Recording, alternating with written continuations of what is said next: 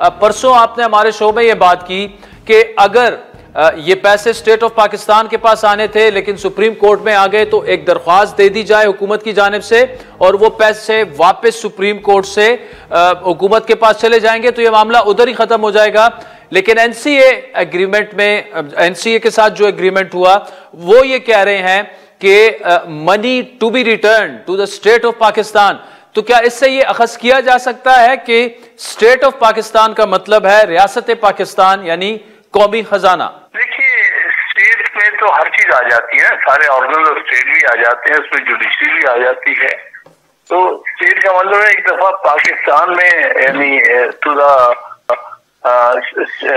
Basically federal जो है उसमें ट्रेजरी में आ जाता है। लेकिन इसके साथ साथ क्योंकि